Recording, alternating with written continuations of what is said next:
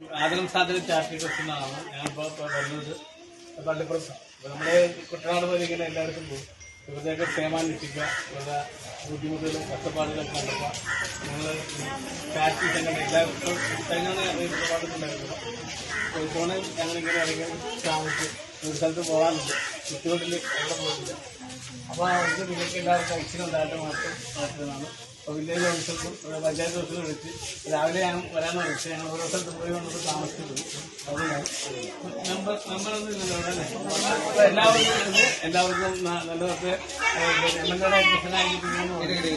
അതുപോലെ അത് എന്നോട് പറഞ്ഞു. അവിടെ കോടതി പറഞ്ഞു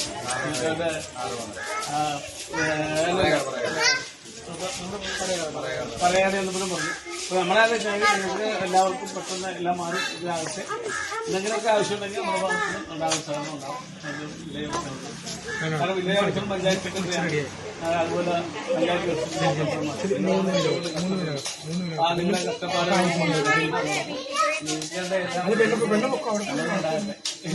നിങ്ങളെപ്പോഴും എന്തെങ്കിലും ആവശ്യമുണ്ടെങ്കിൽ വിളിച്ചാൽ ഞങ്ങൾ വരും.